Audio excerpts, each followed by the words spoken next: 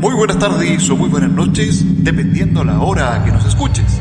Comenzamos un capítulo más de Nave Nodriza.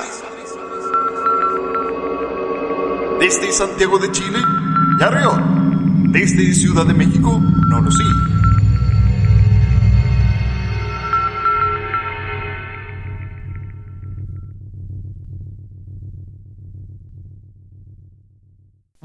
Bienvenidos a un nuevo programa de Nave Nodriza. A todos nuestros podcast escuchas les damos la bienvenida a este nuevo capítulo temático de Nave Nodriza.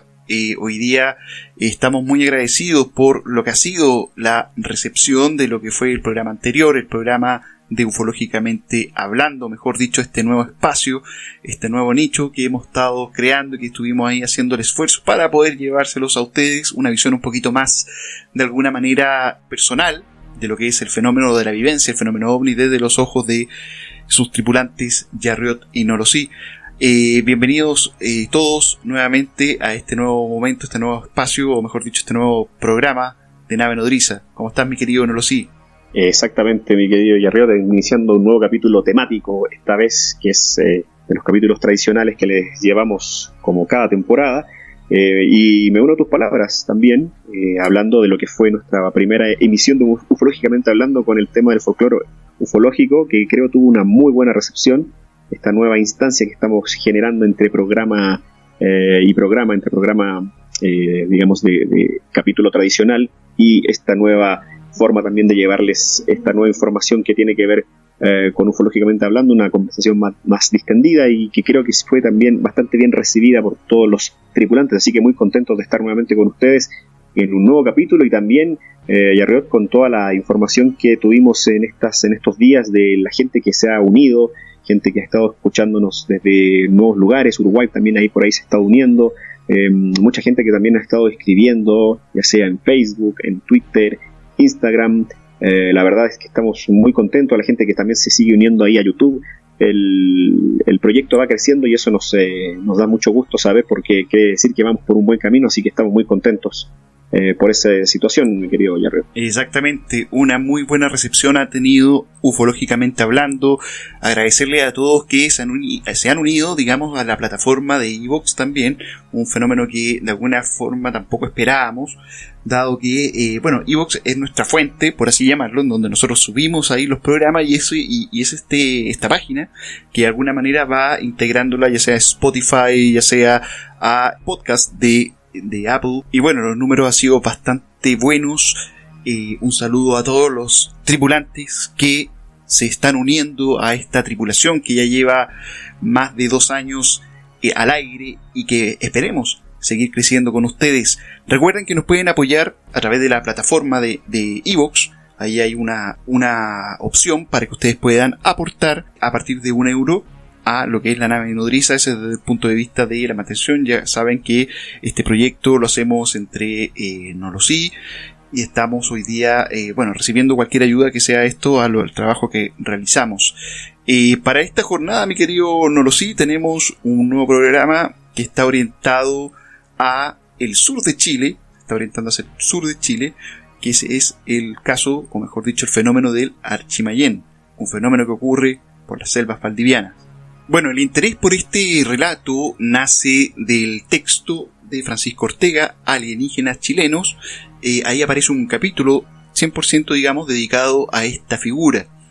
Así que va, digamos, con cierta inspiración, por así llamarle. Vamos a comenzar entonces con el relato de lo que es el fenómeno del Anchimayén. Cuando los mitos, las historias y las leyendas de antaño se comienzan a entrelazar con las ideas que se han ido generando a través del ideario actual, aparecen las visiones de lo fantástico que se manifiestan a lo largo de toda la existencia de la humanidad.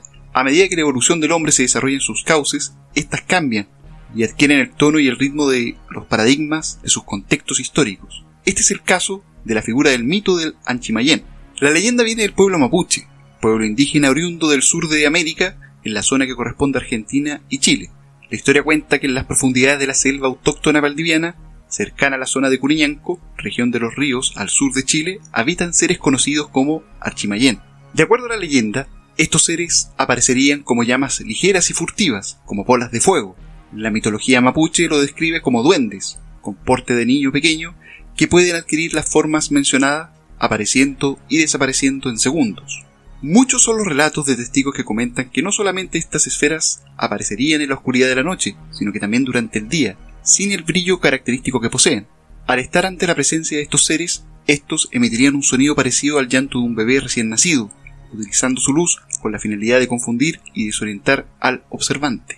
De acuerdo a los relatos de los antiguos, podrían generar el aturdimiento del individuo y problemas a la vista como ceguera, enfermedades a la visión o tartamudeo. De acuerdo a la cosmovisión mapuche, el Archimayén podría ser creado o inducido por terceros, viendo comprometido su comportamiento según quien lo controle. Es decir, el Archimayén podría interactuar de manera positiva o negativa dependiendo de su origen.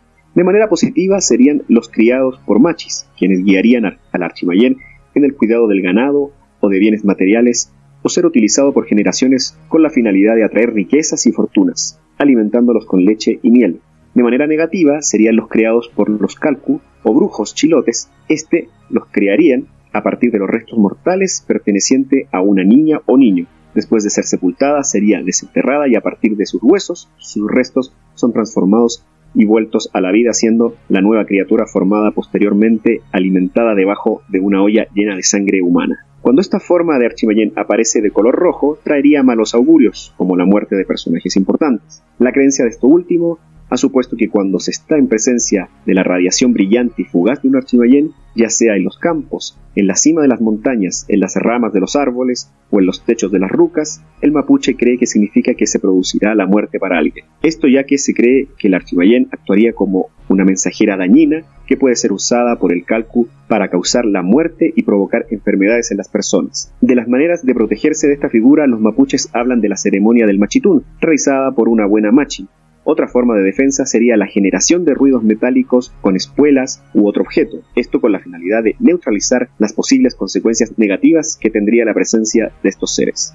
Aquí, mi querido Nolosí, estamos ya 100% ligando, ¿cierto?, el fenómeno extraterrestre, o el fenómeno ovni, mejor dicho, el misterio del fenómeno ovni, a ciertas apariciones que antaño nuestras primeras, los primeros habitantes de América, ¿cierto?, que son estas culturas, también tenían, digamos, fenómenos muy parecidos a los ovnis, ¿cierto? Obviamente con la cosmovisión que se le agrega, o este relato, ¿cierto?, que habla de la formación y que están, digamos, muy ligados a lo que tiene que ver con este tema de brujerías, por así llamarlo. Estamos hablando de un fenómeno que ocurre en las selvas valdivianas y que de alguna manera, tanto como aparece, desaparece, no hay, digamos, nada que lo medie, por así llamarlo. Un fenómeno que a todas luces, ¿cierto?, puede ser visto como como un fenómeno, digamos, hasta mágico, por así llamarlo. O sea, esa espontaneidad en donde aparece, la fuerza de su luz, de alguna manera habla de un fenómeno que hoy día le damos una explicación de alguna forma más racional.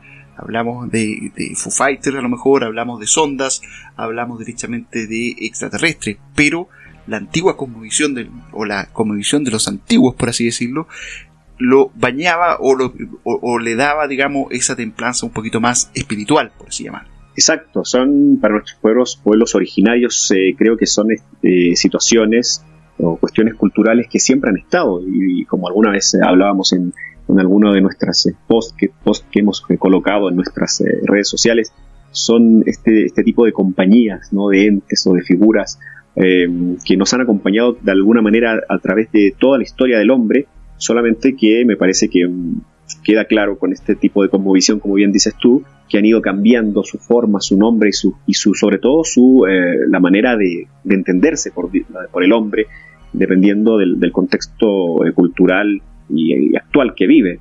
De hecho, me recuerda mucho de algunos datos del libro Pasaporte Magonia, cuando se habla de las hadas. Exacto. Estas figuras pequeñas que aparecían en los campos de trigo, formando algunos dibujos bastante extraños, que nosotros también lo hablamos en el capítulo temático que inició esta nueva temporada.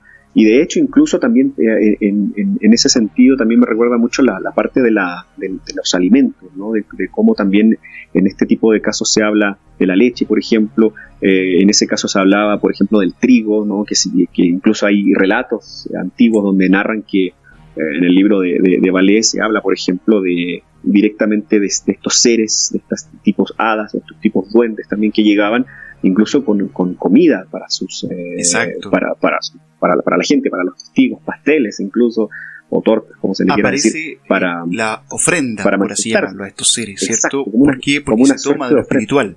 Bien dices, entonces creo que en ese sentido pareciera como que el comportamiento puede ir variando tal vez de la cultura, a lo mejor más la cultura anglosajona, a lo que nos tocó en los pueblos americanos, pero empezamos a notar, Yarriot, que estos relatos que podrían parecer como crónicas de cuentos de hadas, así directamente, son más reales de lo que uno quisiera creer de pronto, por la forma de manifestarse y sobre todo me atrevería a decir por la forma tan madura de tomarlo y de encararlo por nuestros pueblos originarios. Creo que la cultura mapuche tiene mucho de eso, y en esta primera parte del relato creo que queda bastante de manifiesto. Exactamente, mi querido Noro. Sí, vamos a continuar con el relato, y ahí vamos a hablar sobre un fenómeno que se parece, al menos en cuanto desde el punto de vista del marco descriptivo, de alguna forma se asemeja mucho a este fenómeno del Archimayén que ocurre, digamos, en el sur de Chile. Tenemos este nombre, de hecho, este nombre que es un nombre, digamos, en la lengua de este pueblo originario, pero recuerden que este tipo de fenómeno no se produce solamente en esos lugares, ¿cierto? Este tipo de fenómeno también se replica en el sur, ¿cierto? Que a lo mejor también debe tener un nombre a esa leyenda o a ese mito. Va a depender mucho, digamos, de la cultura que vea, o sea, va a depender mucho del ojo, del observante en este sentido, del sujeto, ¿cierto? Que le va a dar una significación, y esa significación de alguna manera se va a plasmar en lo que hasta el día de hoy conocemos, digamos, en los relatos. Vamos a seguir entonces con el relato, o mejor dicho, con el contenido para este programa. El mito mencionado, si bien podría quedar remitido a los textos de la antropología del sur del mundo, asume otro cariz cuando lo enfrentamos a sucesos y relatos contemporáneos de esferas luminiscentes, inmateriales y furtivas, que en un pasado no tan lejano tuvieron como protagonistas y testigos, esta vez no indígenas pertenecientes a regiones remotas del mundo, sino más bien a experimentados pilotos en estado de alerta y de combate en lo que sería el escenario mundial de una de las catástrofes más lamentables de nuestra historia humana. Durante la Segunda Guerra Mundial, tanto pilotos aliados como los aviadores del eje fueron testigos de la aparición de los Foo Fighters, extraño fenómeno lumínico que describieron como bolas de fuego. Estos se dedicaban a acompañar a los pilotos en sus misiones tanto en Europa como en el Extremo Oriente. Estas bolas de fuego, que poseían 50 centímetros de diámetro, parecían tener una naturaleza inmaterial, con comportamientos que denotaban cierta inteligencia. Mostraban evoluciones de persecución a los aviones, con maniobras que llamaban a pensar en cierta curiosidad investigadora. Cada una de las fuerzas descritas pensaban que eran armas secretas de sus respectivos enemigos. Acá ya nos encontramos con un relato con la visión obviamente del siglo XX. Este es como el mejor ejemplo de alguna manera de cómo una situación o un hecho histórico va a interpretar en sí qué es lo que es el fenómeno. Acá estamos hablando de bolas de fuego que son furtivas, que miden 50 centímetros de diámetro, que para el indígena a lo mejor, o para el pueblo originario, podrían ser espíritus de niños que transitaban o deambulaban, y esa era una explicación que era aceptada, porque eso era el marco de referencia o el marco de comprensión de lo que se tenía en el mundo.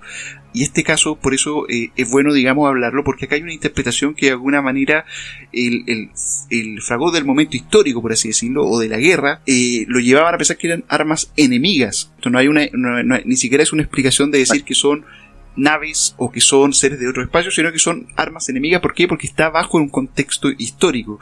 Lo interesante, al menos del caso de la primera aparición de los Foo Fighters, ¿cierto?, es que tanto del eje como los aliados, ¿cierto?, se encontraban, digamos, este tipo de fenómenos, y obviamente las explicaciones más, digamos, cercanas o más certeras en ese momento era justamente el hecho de que podría ser un arma enemiga tanto de uno de los dos bandos. Llaman bastante la atención, y por eso es importante mencionarlo junto con este tema del Archimayén, más que nada para cómo este fenómeno, de alguna manera, el fenómeno ovni, puede tener una interpretación dependiendo del tiempo, del momento histórico en que se encuentre.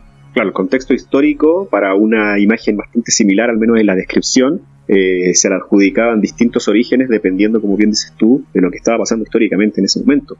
El concepto Foo Fighter como tal, cuando ambos bandos se echaban la culpa de, digamos, que fueran armas de uno u otro lado, ahí empezó a tomar fuerza como un concepto que tuviera que ver más con el tema ufológico. Y fue también en otro momento histórico. Exacto. Ya entrada la guerra o acabada esta. Entonces volvemos a lo mismo. Yo creo que el fenómeno pareciera como que estuvo siempre ahí, manifestándose de diferentes maneras de pronto, o tomando diferentes vertientes, a veces mostrándose de manera más abierta, porque recordemos que tanto en la versión del pueblo mapuche con el Archimayén como en los Foo Fighters son apariciones que se daban de manera diurna. Entonces eran estas bolas de clásicas bolas de fuego, casas de fuego también llamadas, que generaron en los pilotos de aquella época bastante confusión, pero sin embargo la aparición era bastante clara. Al parecer, parecería que el fenómeno no se fue modificando como tal, sino que más bien volvemos a esta situación de la interpretación que se le fue dando.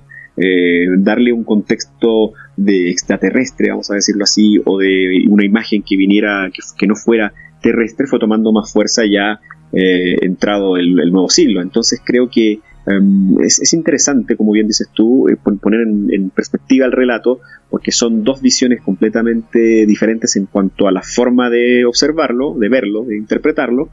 Sin embargo, el fenómeno como tal, en cuanto a la descripción, es bastante parecido, y de hecho nos da la impresión, Yarriot, en ese sentido, que el fenómeno pareciera un fenómeno más local que ajeno a nosotros.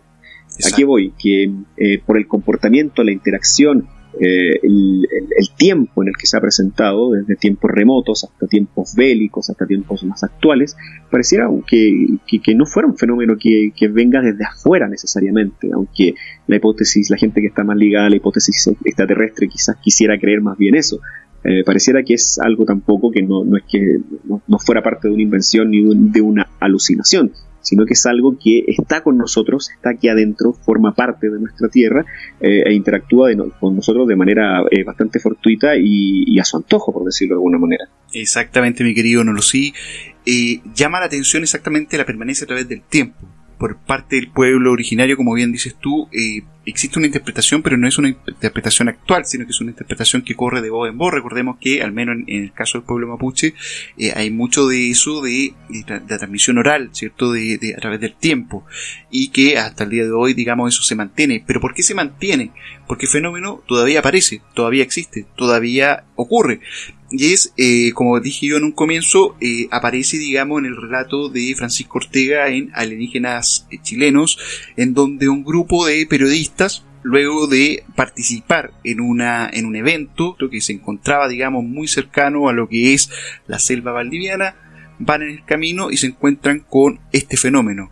Una luz que los sigue desde inicio, digamos, en que comienzan el camino, y una vez que lo ven, ya paran para fotografiarlo o tomar, digamos, con las cámaras de video, porque por suerte era un grupo que estaba compuesto con periodistas, ¿cierto? Científicos, y bueno, las personas que manejaban, digamos, en ese momento.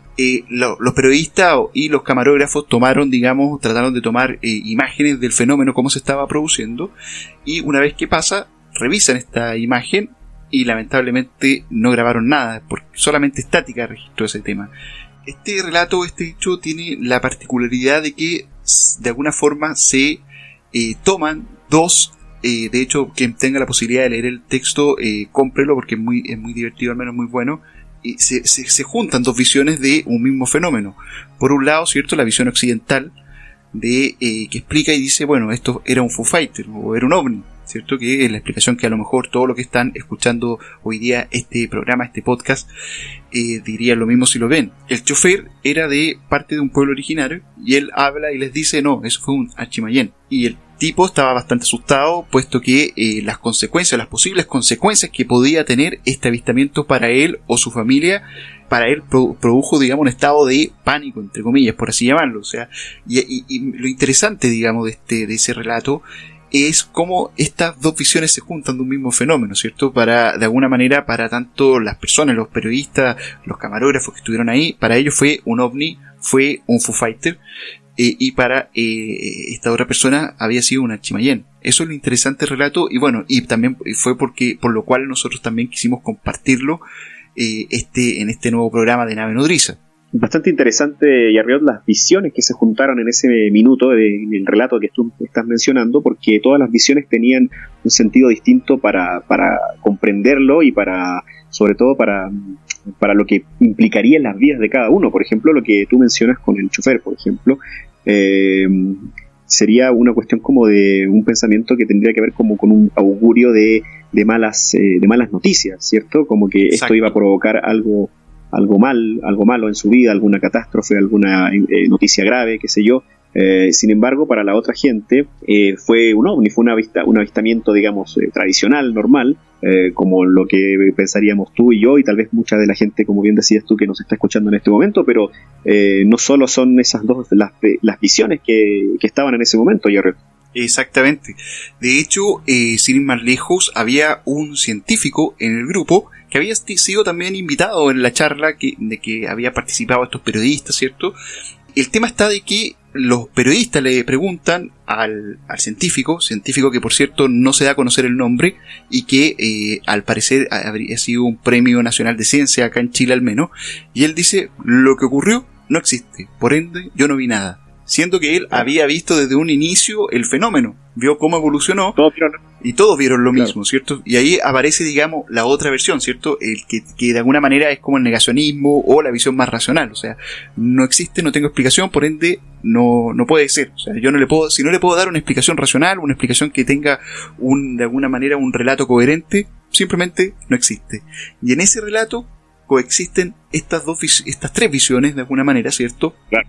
La visión a lo mejor del pueblo originario encarnado en este chofer, que de alguna manera lo describen al menos que se veía bastante afectado, y justamente por lo que tú dices, ¿no, Lucy? Que tiene que ver con esta suerte de mal augurio, esta suerte de que al ponerse en contacto iba a significar algo, no para él, se transforma en un tema de vida o muerte. En el caso de los periodistas, si bien no le quitan lo sorprendente, porque estaban muy sorprendidos ellos también, para ellos fue un encuentro con un ovni, así de simple, como los que hemos mencionado nosotros en todos los programas que hemos hecho en Nave Nodriza, y por lo cual nosotros también estaríamos bastante emocionados. Pero para el científico, como no lo podía explicar, simplemente no es nada, o sea, no existe. Es interesante. Sí, qué tremenda esa visión, porque yo creo que ahí la diferencia entre ser negacionista y ser escéptico es un abismal, ¿no? O sea, si tú vas a ser negacionista, aunque te pongan la prueba más irrefutable ante tus ojos, lo vas a negar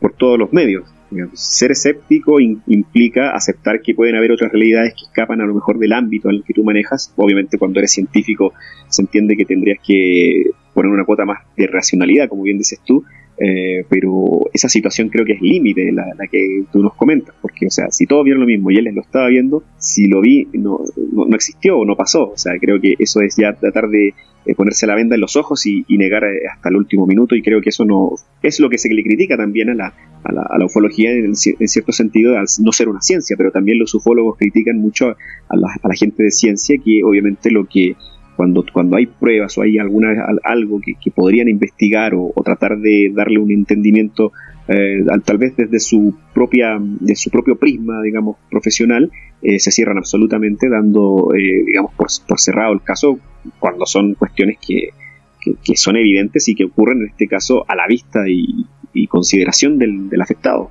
Exactamente.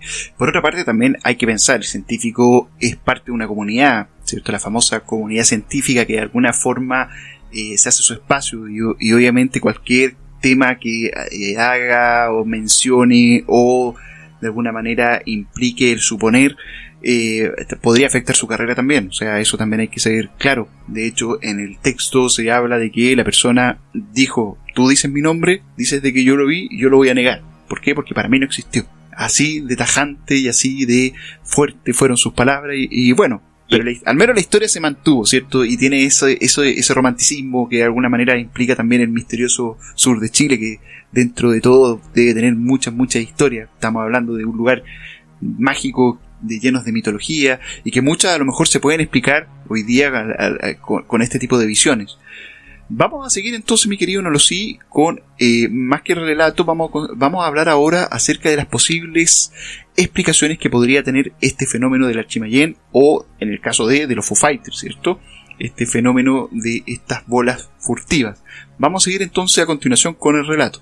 Dentro de las posibles explicaciones encontramos el fuego de San Telmo. Este fenómeno toma su nombre de San Erasmo de Formia, patrón de los marineros, quienes habían observado el fenómeno desde la antigüedad y creían que su aparición era de mal agüero. Aunque otros marineros lo asociaban con una forma de protección de parte de su patrono, los marineros españoles harían referencia a San Pedro González Telmo. Físicamente es un resplandor brillante, blanco azulado, que en algunas circunstancias tiene aspecto de fuego, a menudo en dobles o triples chorros, surgiendo de estructuras altas y puntiagudas, como mástiles, pináculos y chimeneas. El fuego de San Telmo se observa con frecuencia en los mástiles de los barcos durante las tormentas eléctricas en el mar, donde en tales circunstancias también era alterada la brújula. Para mayor desasosiego de la tripulación, Benjamin Franklin observó correctamente en 1749 que es de naturaleza eléctrica. También se da en los aviones y dirigibles. En estos últimos era muy peligroso, ya que muchos de ellos se cargaban con hidrógeno, gas muy inflamable, y podían incendiarse, tal como ocurrió en 1937 con el dirigible de Hindenburg.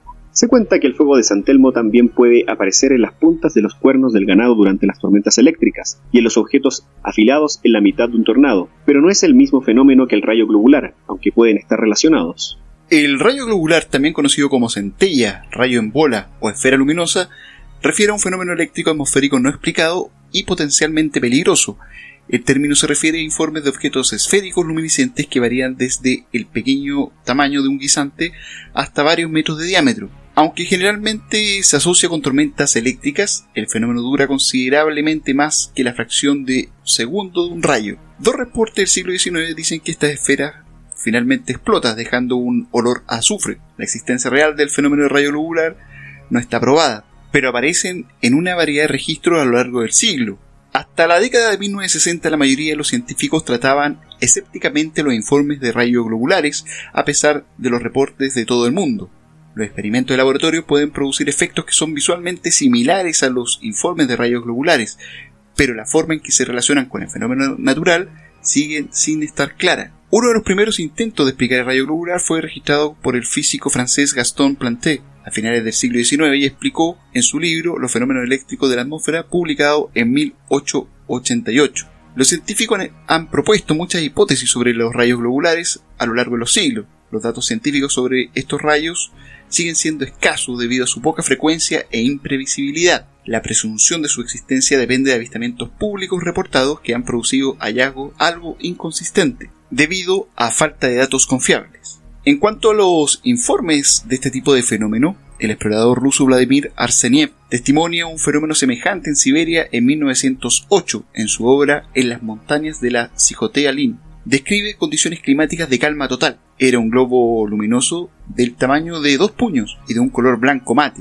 Iba lentamente por el aire, adaptándose a la topografía del lugar. Descendía donde había baches y se subía a los puntos en que los suelos subían y donde los arbustos eran más altos. Al mismo tiempo, evitaba el contacto con las ramas y con la hierba y sorteaba diligentemente ramas, tallos y brotes. Cuando el globo llegó al punto en que me encontraba, a no más de 10 metros, pude examinarlo bien. Su capa exterior se abrió 2 veces y pude ver que dentro había una brillante luz blanca azulada. Las hojas, la hierba y las ramas en donde se acercaba el globo se iluminaban pálidamente con su luz mate y parecía que se pusieran en movimiento. En la ciudad de Rosario, Argentina, el 25 de agosto del año 2012, una serie de centellas aparecieron en los patios de las viviendas residenciales del barrio Alberti, al norte de la ciudad. Un testigo sufrió la explosión de una de ellas mientras se encontraba en la cocina de su hogar, evento que derivó en la caída al suelo de la persona que lo había visto. Existieron en ese momento varias denuncias a periódicos locales por parte de los vecinos. Otro informe da cuenta que un rayo globular deslizándose a lo largo de pasillos de aviones de pasajeros.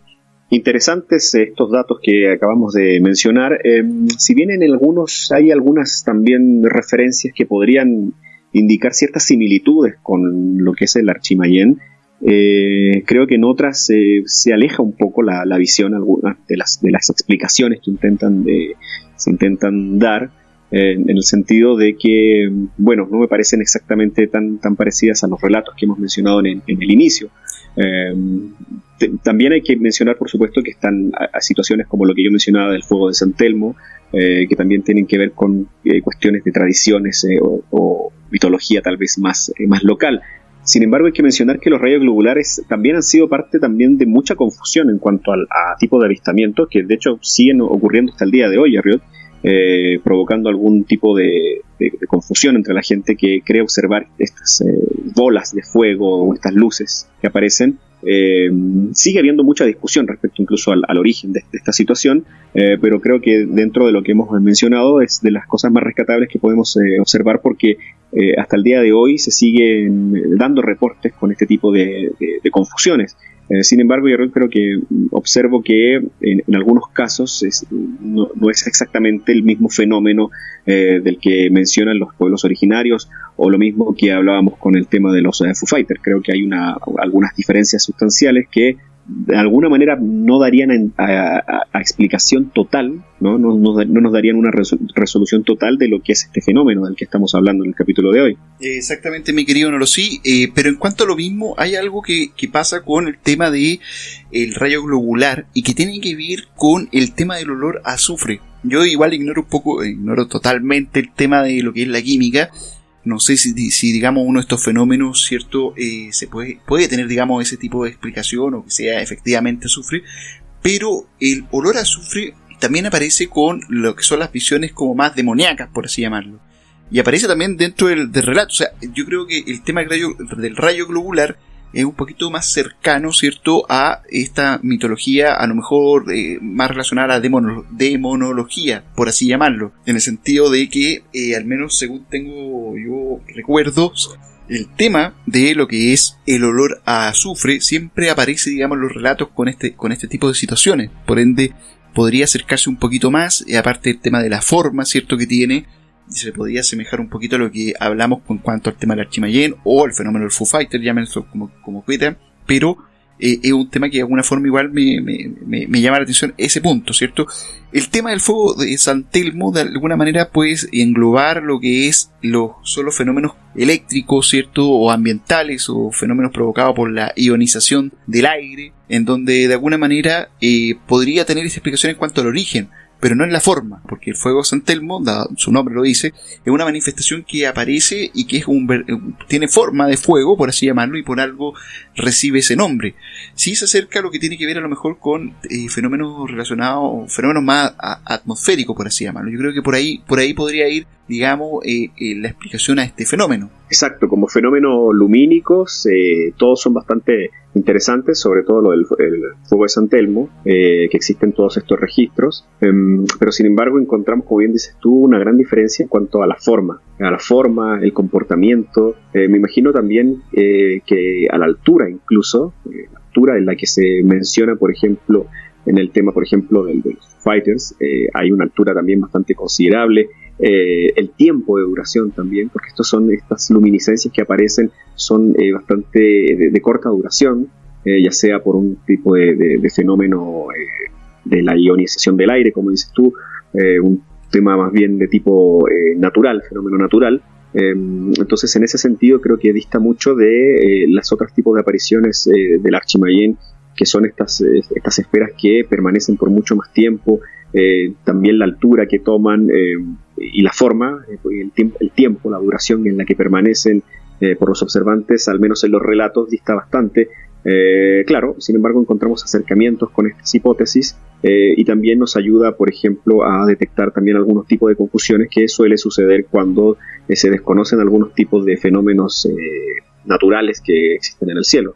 Otra de las manifestaciones muy temidas es la de la leyenda de la luz mala, o también llamada la leyenda de la luz buena, ya que se identifica comúnmente a la luz mala como un alma en pena, el espíritu de un difunto que no recibió sepultura cristiana. Ante un encuentro, se recomendaba popularmente decir una oración y luego morder la vaina del cuchillo, como último recurso. Se las debía enfrentar con un arma blanca, ya que las armas de fuego resultaban inefectivas. En el noreste argentino también se le da el nombre de luz mala al farol de Mandinga, fosforescencia que suele verse en cerros y quebradas durante los meses más secos, después de ponerse el sol. Se asegura que el farol de Mandinga aparece en lugares en los que hay enterrados tesoros de oro y plata, y que la luz es el espíritu del antiguo dueño tratando de alejar del lugar a los extraños. La tradición dice que el 24 de agosto, día de San Bartolomé, estas luces son más brillantes por influencias de Satanás, ya que es el único día del año en que éste se libra de la vigilancia de los ángeles y aprovecha para atraer las almas. Generalmente nadie acaba donde sale la luz por el miedo que la superstición les ha producido. Los pocos que observan bajo la luz siempre han encontrado objetos metálicos o alfarería indígena. Esta, al ser destapada, se dice que despide un gas a veces mortal para el hombre, por lo que los lugareños toman mucho aire antes de abrir el objeto encontrado, o lo hacen cubriendo sus narices, ya sea con una manta o un poncho. Esta explicación, mi querido Nolosí, si bien a lo mejor transita en lo que tiene que ver con las leyendas, ¿cierto? De lo que tiene que ver con la superstición, claro, de una localidad, no explicaría ni tampoco se asemejaría a lo que es, ¿cierto? Lo que es el Achimayén como fenómeno per se, pero sí, digamos, tiene este toque que de alguna forma habla acerca de lo que son las tradiciones, lo que son la mitología, lo que son de alguna manera las leyendas. Y en parte es en este punto en donde la ufología transita en un límite bastante frágil, dado que va a depender, como bien dijimos en un inicio, del observador, del relato que tenga el observador en el mundo. Y ese le va a dar el sentido a lo que el fenómeno se presenta a sus ojos y va a relatar él más adelante como una Achimayén, un fuego fatuo, ¿cierto? O una luz mala. El caso de rayo globular es un fenómeno ya un poquito que, si bien tiene mucho de mitología, entre comillas, si no es por las apariciones, también se podría catalogar dentro de lo que es la mitología. A lo mejor no desde el punto de vista de la leyenda, pero sí desde un punto de vista a lo mejor de la mitología de algo. Son posibles explicaciones o también fenómenos que de alguna manera se asocian de una manera bastante extraña a un tema que hoy día nosotros estamos hablando, que es el Achimayén, que se puede unir a este fenómeno de lo que es el Achimayén. Exacto, y vamos a encontrar también obviamente este tipo de relatos, tal vez en otras culturas, en otro tipo de culturas, con otros nombres, tal vez hasta con otras formas, pero que en esencia se parecen bastante y distan tal vez unas de otras. Las últimas explicaciones que hemos dado es para también poner un poco en contexto los posibles orígenes de este tema del Achimayén. Es bastante interesante porque, como lo hemos estado narrando desde el principio, desde este texto que vamos a estar también subiendo la información de este libro, de este autor chileno, se hace bastante interesante porque la visión de cada tiempo nos va a ir dando también algunas pistas para ir reconociendo qué es lo que nos ha estado acompañando, como yo decía en un inicio,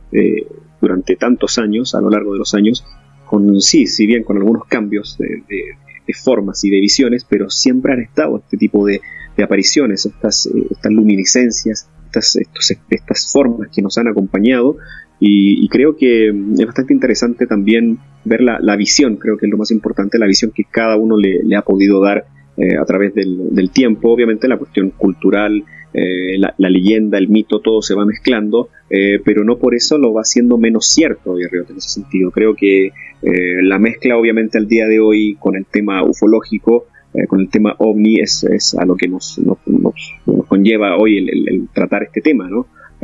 Pero sin embargo, lo interesante es observar que siempre ha existido, ha estado ahí desde hace muchos años estas narraciones. Y creo que si uno se empieza solamente yo creo que en América Latina, a hurgar entre relatos de diferentes tipos de pueblos o diferentes tipos incluso de pueblos, vamos a encontrar muchos más relatos, tal vez con otros nombres, incluso con espectros de apariciones de tipos de humanoides, a lo mejor con los duendes, con las hadas. O sea, va a ir cambiando.